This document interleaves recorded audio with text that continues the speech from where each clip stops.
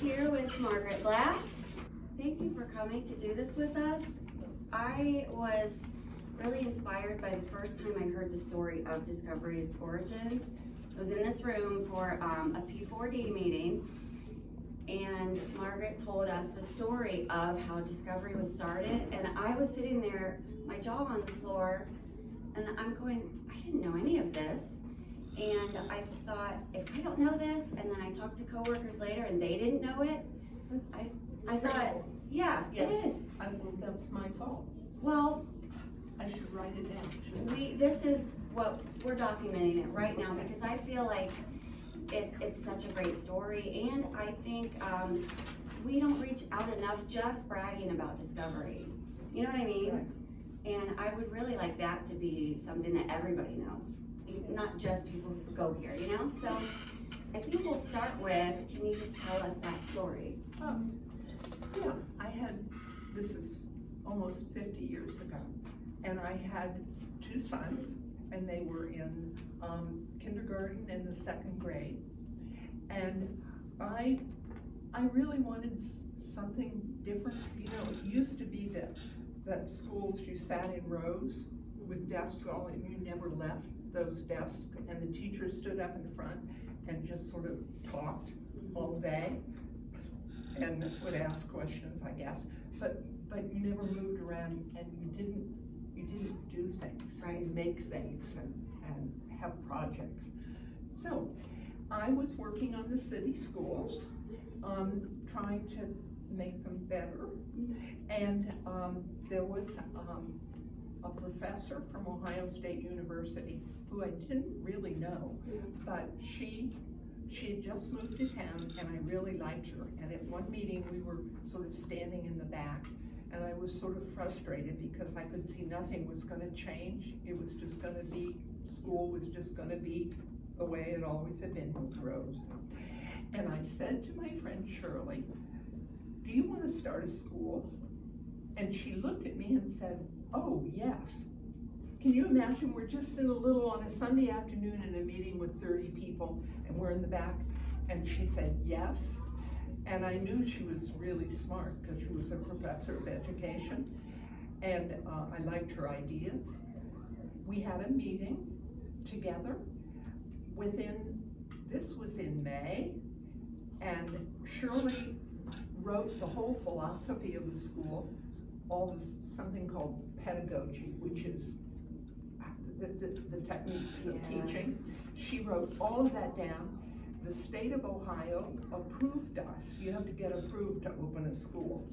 And they knew her because she'd written books and everything, and she was kind of semi-famous. And so we got approved.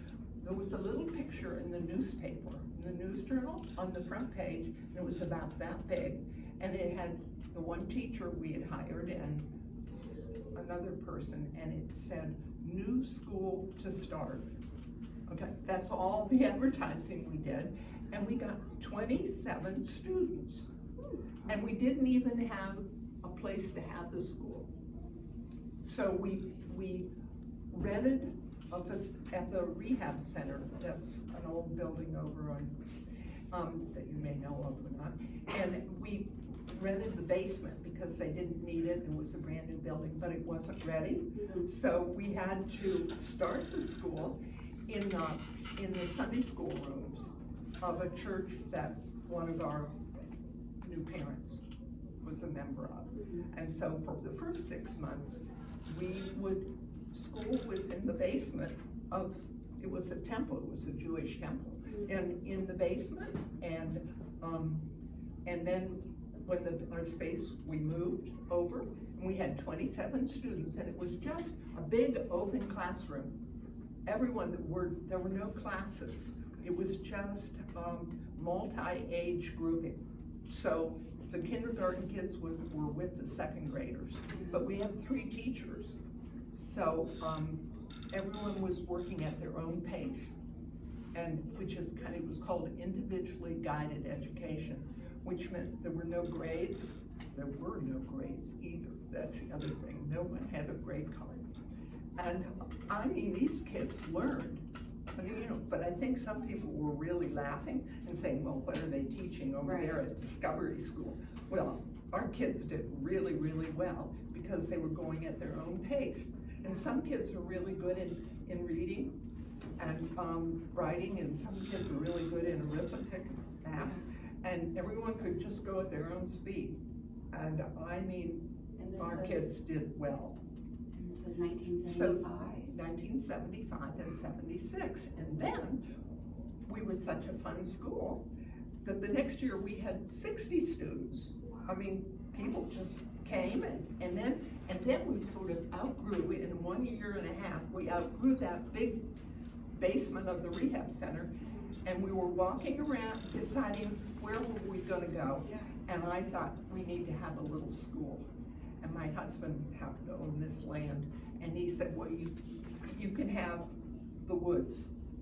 So we came over, a really little, anyway, that was the beginning, and then we built that, the building, the little square building, you know where the office is? It's, you can kind of tell because it was brown brick. Yeah. And it was absolutely square and very small, and it was just 2 rooms. And all the kids were, in the 3rd year we went to the 6th grade. I mean, the kids were just all together. It's hard to believe that that can work, but it worked beautifully. And then one of the teachers said, oh, you have to have a gym. We can't have a school without a gym. So the next, like 4 years later, we added the gym, and we added, you can't tell about things now because we've added so many times that you don't know where old walls used to be. Sure. But there was a middle school, because then we decided to go to the 8th grade. Yeah. That quickly. So, It's amazing. so, anyway, and now it's just grown. It's quite an incredible thing. It really is. Do Yeah. you want to start a school? It all began with that. Do you want to start a school? I love, and we have been open since then.